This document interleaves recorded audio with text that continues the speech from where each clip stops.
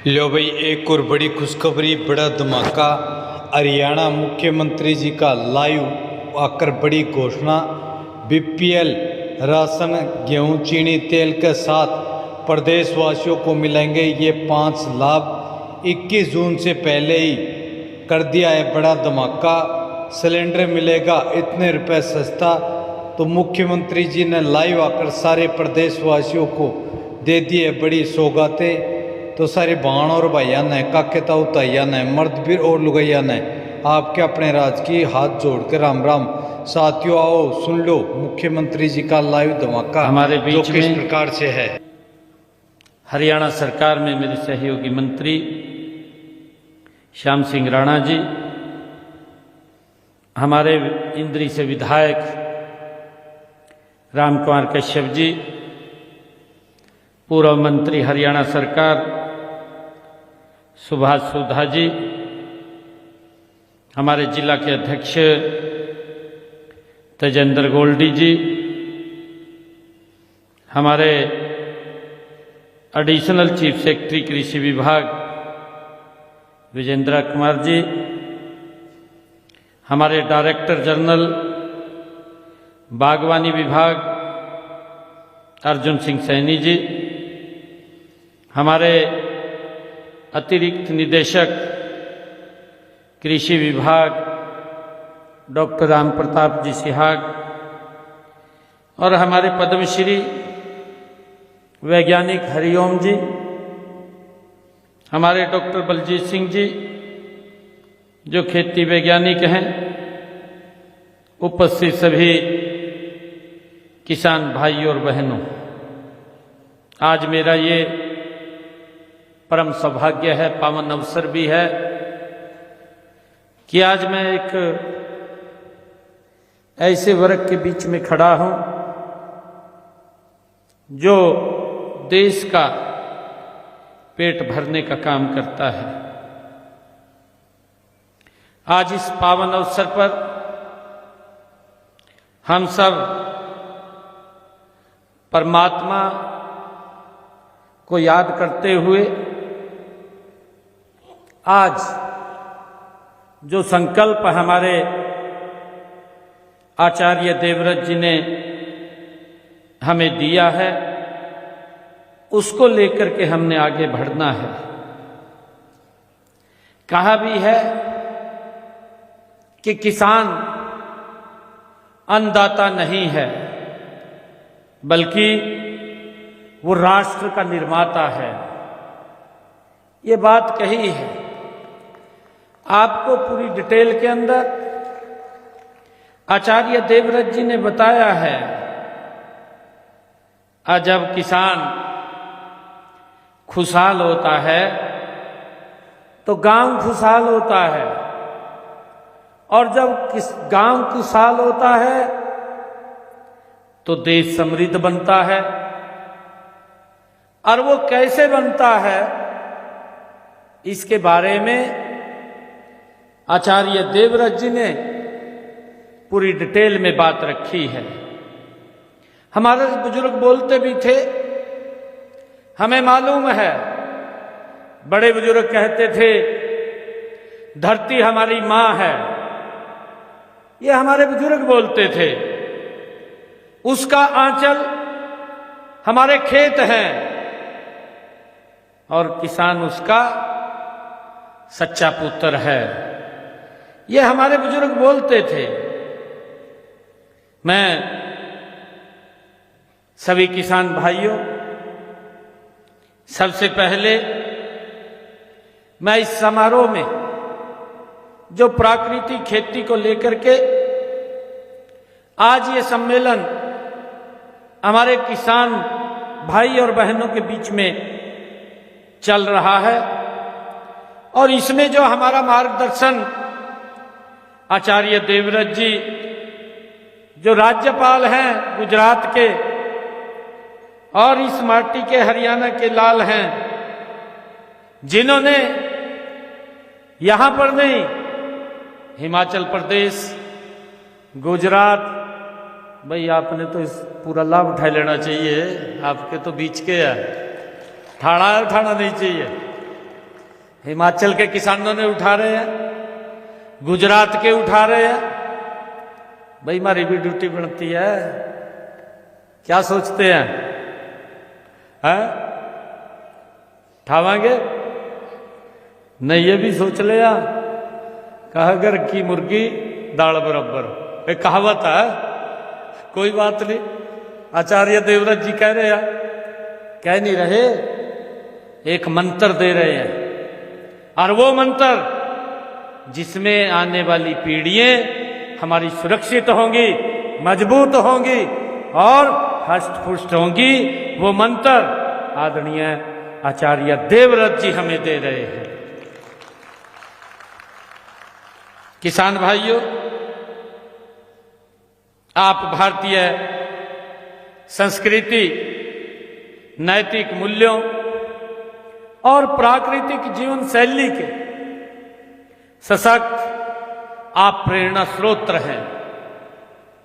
आपने अपने जीवन को समाज सेवा, शिक्षा, विशेष रूप से प्राकृतिक खेती के प्रचार प्रसार के लिए आदरणीय देवव्रत जी ने अपना जीवन समर्पित किया है। किसान भाइयों, हम सब जानते हैं कि आदरणीय देवव्रत जी ने इनके प्रयासों से यही गुरुकुल कुरुक्षेत्र में, जिसका जिक्र भी किया आपके बीच में, 180 एकड़ भूमि प्राकृतिक कृषि फार्म हरियाणा के किसानों के लिए प्राकृतिक खेती का एक अनूठा साथियों उदाहरण है। हमें देखना चाहिए, हमें जाना चाहिए, उसको समझना चाहिए, उसको लागू करना चाहिए। मेरा आप लोगों से आग्रह है, प्राकृतिक खेती साथियों वही होती है जो सदियों से मां गंगा और अन्य पावन नदियों के जल से लहलाती रही है। साथियों वही प्राकृतिक खेती होती है। यही नहीं, इन नदियों ने पूरे आर्यव्रत में ऐसी उपजाऊ जमीन तैयार की है जिसमें उपजे अन्न से भारत माता सोने की चिड़िया बनी है। सोने की चिड़िया। आज अभी आचार्य देवव्रत जी बता रहे थे, क्या आज बोल सकते हैं किस प्रकार की स्थिति। अभी उन्होंने एक अखबार की, जो उन्होंने लिखा है, सर्च करके लिखा अखबार ने, वैसे नहीं छाप दिया। अगर वैसे छापते तो कार्रवाई भी हो जाती है। गलत नहीं कोई छाप सकता। उसने सर्च किया, सर्च करके उसने कुछ पंक्तियां लिखी हैं और वो हमारे लिए एक संकेत है कि हम किस दिशा में बढ़ रहे हैं। आचार्य देवव्रत जी ने, किसान भाइयों, हमें यह भी बताया है कि हमारी कृषि किस प्रकार से भूमि बंजर हो रही है, वो भी आपने देखा है। परंतु इसका क्या समाधान है? इसका समाधान आचार्य देवव्रत जी ने आपको बताया है। उसका समाधान जो हमारे खेत का केचुआ, जीवाणु और कई प्रकार के उसमें जो ऐसे जीव जंतु हैं, वो जीव जंतु हमारी इस खेती को, भूमि को उपजाऊ रखते हैं। और उपजाऊ इसीलिए रखते हैं कि हम खेत में खाद डालते हैं, यूरिया डालते हैं कि उसको, खेत को नाइट्रोजन मिलेगी। परंतु ये नाइट्रोजन का जो यूरिया है, ये शॉर्टकट रास्ता है जो हम चुन रहे हैं। क्योंकि ये शॉर्टकट रास्ता इसलिए कहूंगा क्योंकि ये आप खेत में पहले एक थैला घेरते थे 1 एकड़ में, फिर 2 शुरू करे, फिर 3 घेरना शुरू करे। अब मैं सुन रहा था, उधर से आवाज आ रही थी कि अब 1 एकड़ में 7 भी घेर रहे हैं। कितने घेर रहे? घेरते हैं 5-7 तो घेरते हैं। और ये बढ़ रहा है।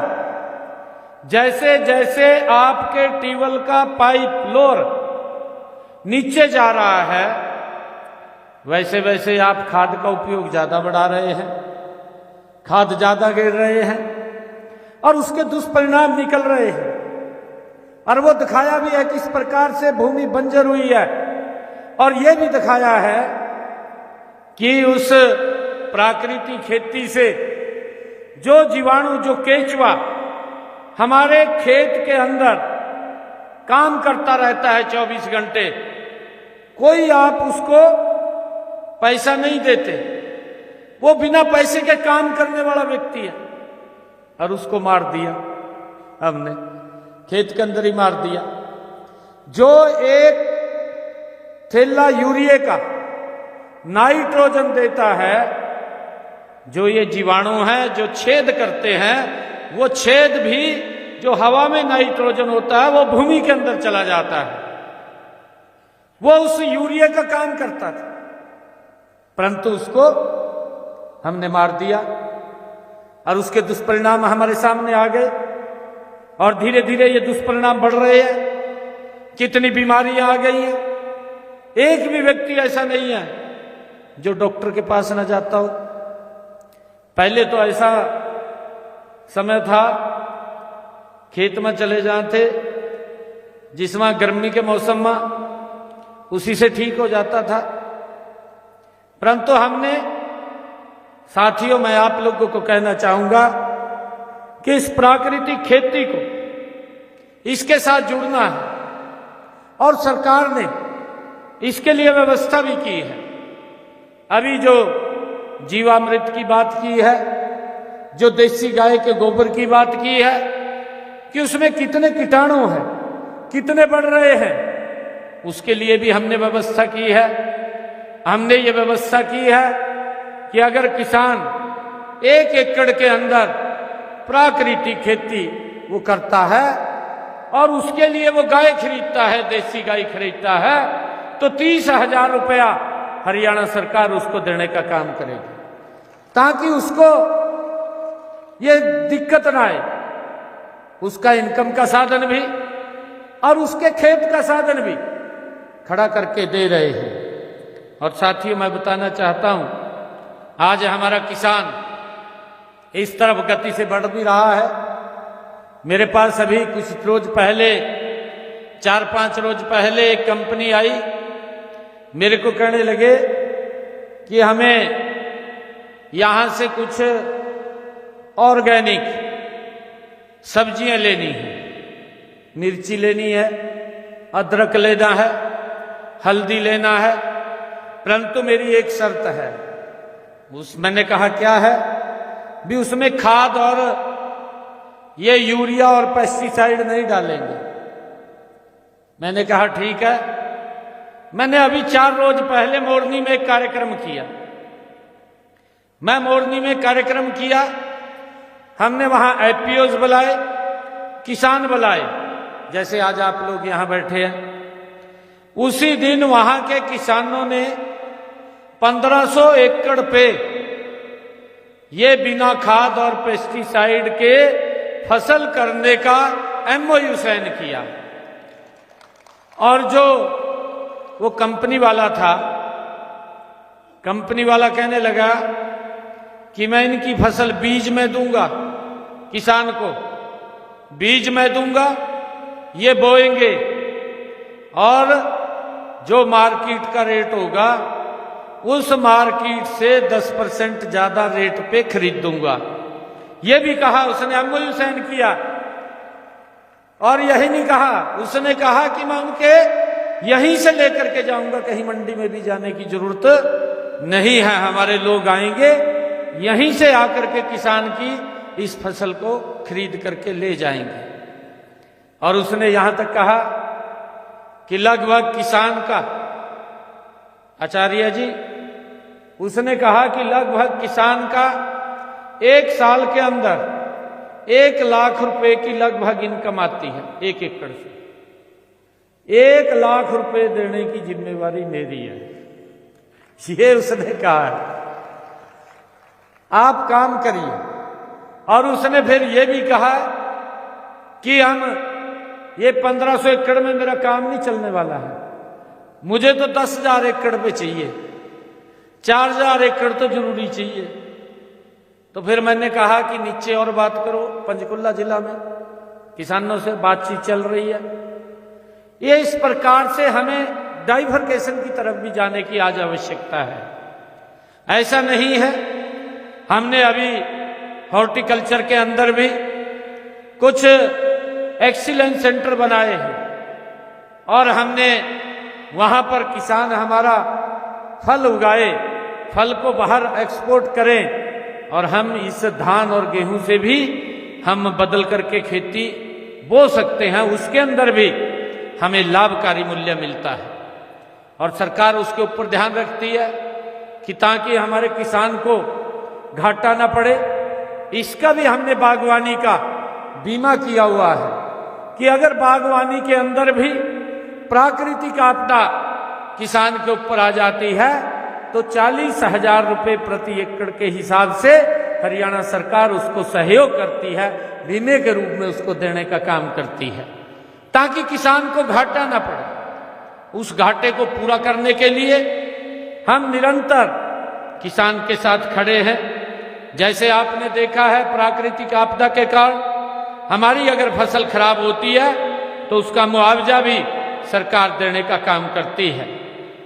मैं सभी किसान भाइयों से ये कहना चाहूंगा कि हमने प्राकृतिक खेती अपनाने हेतु प्रशिक्षण प्रदान करने के लिए भी कुरुक्षेत्र के यहीं गुरुकुल में, जींद के हमेटी और सिरसा के मांगियाना, करनाल के घरौंडा में ये प्रशिक्षण केंद्र हमने स्थापित किए हुए हैं।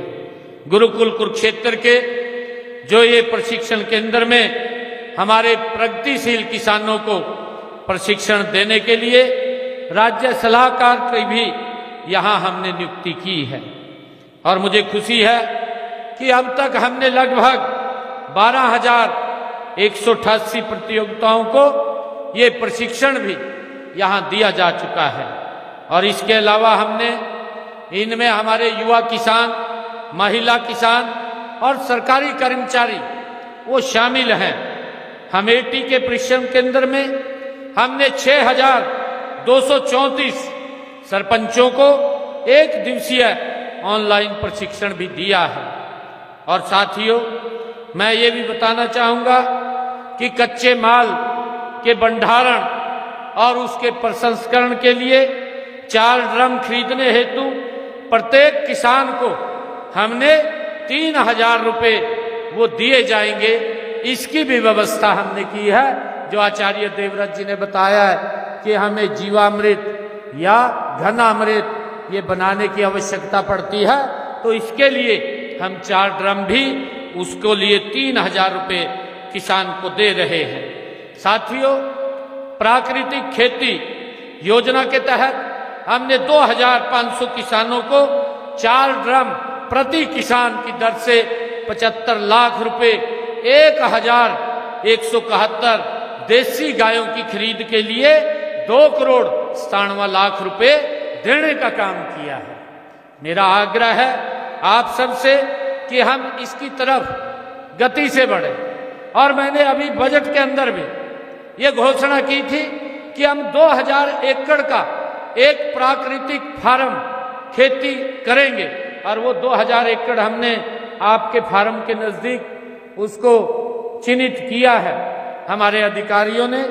और हमने उसके अंदर कहा है कि 1 साल या साल तक अगर उसमें आपकी आवक कम होगी तो उसकी भी भरपाई करने का काम हम करेंगे। ये भी निर्णय हमने उसके अंदर लिया है ताकि किसान को घाटा ना पड़े, आने वाली पीढ़ियां हमारी सुरक्षित रहें, मजबूत रहें। और साथियों, इससे जो ये मौसम हमारा वातावरण खराब हुआ है इससे हम बच सके, ये हम इसके अंदर अपना योगदान देने का काम करें। साथियों, हमने इसके लिए एक जो प्रमाणित एपीडा की हमारी लाइब्रेरी है जो प्राकृतिक और जैविक किसानों को वो उनकी पैदावार को टेस्ट करती है, उसके लिए भी हम काम कर रहे हैं और हमने किसानों को 5 वर्षों की अवधि के लिए लगभग 10,000 रुपये प्रति एकड़ की वित्तीय सहायता भी ये दी जाएगी, इसका भी हमने निर्णय किया है। और साथियों, कृषि विभाग ने स्वामित्व वाली हमारी लगभग जो हमारी कृषि विभाग की जमीन है ये लगभग 800 एकड़ जमीन है, उसको हम जो ठेके के ऊपर जमीन देते हैं उसको 10 साल की लीज पर दिया जाएगा और उसमें भी हमने ये निर्णय किया है कि इसके अंदर प्राकृतिक खेती ही करेंगे, जिससे कि साथियों उसका जो सामान है उनकी मंडियां भी हमने सुनिश्चित की हैं ताकि उसको माल बेचने में भी कोई दिक्कत परेशानी खड़ी ना हो। साथियों, हमने आदरणीय प्रधानमंत्री जी के नेतृत्व में लगातार किसानों को मजबूत करते हुए उनको, क्योंकि इस जो लगातार हम पैदावार के ज़्यादा चक्कर में पड़े हैं, इससे हमारा शरीर भी खराब हुआ है, हमारी धरती माँ का भी शरीर खराब हुआ है और बीमारियों ने भी कई प्रकार से घेरा है। जब व्यक्ति को नई नई बीमारियां आती हैं तो साथियों हम देखते हैं इसके कारण से फसलों के अंदर भी नई नई बीमारियां वो जन्म लेती हैं। इन सब बीमारियों से दूर करने का साथियों एक ही तरीका है कि हमें प्राकृतिक खेती की तरफ बढ़ना होगा ताकि हम आने वाली पीढ़ियों को एक अच्छा और सुरक्षित वातावरण दे सकें। साथियों, हमारे बुजुर्ग हमें अच्छा, सुंदर और सुरक्षित वातावरण दे करके गए हैं। हमारी भी जिम्मेवारी है कि हम आने वाली पीढ़ियों को ये दे करके जाएं और जब हम ये दे करके जाएंगे तभी ये साथियों कारवां आगे बढ़ेगा। मैं आप सबको आज इस अवसर के ऊपर आज ये प्राकृतिक इस सम्मेलन में आपने इतनी भारी संख्या में हिस्सा लिया है, आप सबका दिल से मैं आभार भी व्यक्त करता हूं। विशेष रूप से मैं आचार्य देवव्रत जी का धन्यवाद करता हूं कि उन्होंने यहां आकर के हम सबका मार्गदर्शन किया है। साथियों, मैं ये कहना चाहूंगा, ये कुरुक्षेत्र की वो पवित्र भूमि है जहां पर सबसे पहले साथियों कुरु ने इस भूमि के ऊपर हल चलाया था और उसने जब ये हल चलाया था तो उसने कुरु ने इस धरती पर धर्म, सत्य और मानव कल्याण का बीज बोया था। आज मुझे आप लोगों से ये संकल्प की आज आवश्यकता है कि हम भी राजा कुरु के उस दिखाए हुए रास्ते के ऊपर जो धर्म, सत्य और मानव कल्याण का जो बीज है उसके ऊपर निरंतर हम आगे बढ़ेंगे, काम करेंगे। ऐसा मेरा आप लोगों से आग्रह है। आप सबका मैं आप यहाँ आए हैं दिल से आभार व्यक्त करता हूँ, आप सबका धन्यवाद करता हूँ। इन्हीं शब्दों के साथ जय हिंद, जय भारत, जय हरियाणा। धन्यवाद माननीय मुख्यमंत्री जी। मेरा अनुरोध है सभी किसान भाइयों से, आपके लिए आपके